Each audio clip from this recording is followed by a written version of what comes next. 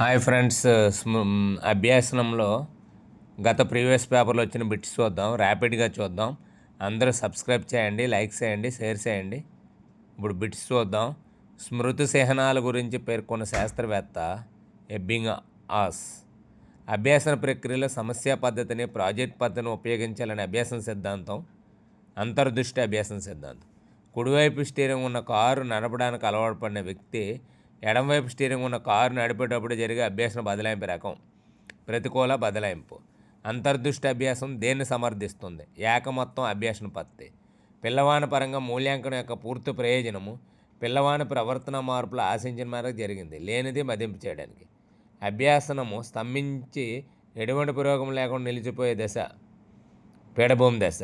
కింది వాణిలో ఒకటి కార్యసాధక నిబంధనపై ఆధారపడి స్వీయ అభ్యాసన ప్రక్రియ కార్యక్రమయుత అభ్యాసనం.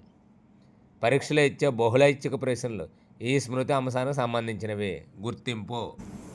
ఒక అబ్బాయి తన తరగతిలో చదువులో మొదటి స్థానం ఉండాలని బాగా చదివి మొదటి స్థానం సంపాదించాడు. ఇక్కడ ప్రేరణ రకం అంతర్గత ప్రేరణ.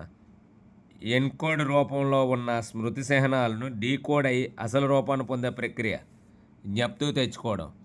బ్రోనర్ ప్రకారం సరైన బోధన క్రమం క్రియాత్మక పద్ధతి, ప్రతిమ పద్ధతి, ప్రతీకాత్మక పద్ధతి. బ్రోనర్ ప్రకారం సరైన బోధన క్రమం క్రియాత్మక పద్ధతి, ప్రతిమ పద్ధతి, ప్రతీకాత్మక పద్ధతి.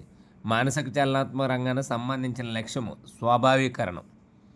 కార్యక్రమయుత అభ్యాసనానికి మూలమైన అభ్యాసం సిద్ధాంతం కార్యసాధక నిబంధనమే.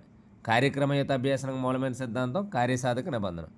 అభ్యాసకుడు ఒక ప్రముఖ వ్యక్తిని నేరుగా లేదా టెలివిజన్లో చూసి వారి ప్రవర్తనలను, వైఖరులను అనుసరించి అభ్యసించడం అనే ప్రక్రియ వైకారియస్ మోడలింగ్. సెల్ ఫోన్ కొన్న తర్వాత రిస్ట్ వాచ్ వాడటం మానేసిన అమ్మాయి ఇప్పటికీ కూడా అప్పుడప్పుడు సమయం కోసం తన చేతి మణికట్టుపై చూడడం అనేది అయత్న సిద్ధ స్వస్థం. వ్యక్తి తన చుట్టూ ఉన్న ప్రపంచాన్ని గురించి జ్ఞానాన్ని పొంది దానితో వ్యవహరించడానికి తోడ్పడే అభ్యాసనం సంజ్ఞానం. ఈ కింది వాటిలో సరికాని జతను గుర్తించండి. బహుకార సిద్ధాంతం థర్స్టన్. అది సరైన వేటి? నిర్మాణాత్మక సిద్ధాంతం వైగాట్స్కి, బోబోడాల్ స్టడీ ఆల్బర్ట్ బొందోరా, బహుళ ప్రజ్ఞ గార్డినర్. ఈ సిద్ధాంతం ప్రకారం మోటార్ కార్ ఇంజిన్ బాగు చేయగల వ్యక్తి మోటార్ బోట్ను కూడా బాగు చేయగలుగుతాడు. సామాన్యీకరణ సిద్ధాంతం.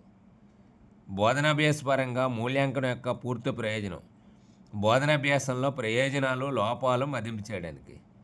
బోధన శిక్షణ సిద్ధాంతాన్ని ప్రతిపాదించిన మరియు ద ప్రాసెస్ ఆఫ్ ఎడ్యుకేషన్ పుస్తక రచయిత మనోవిజ్ఞాన శాస్త్రవేత్త జెరోమ్ ఎస్ బోనర్. వైగాట్స్కి ప్రకారం పిల్లలు పెద్దలు సమవయస్కులతో ప్రతిచర్య జరపడం ద్వారా నేర్చుకుంటారు. ఫ్రెండ్స్, సబ్స్క్రైబ్ చేయండి, లైక్ చేయండి, షేర్ చేయండి. Thank you.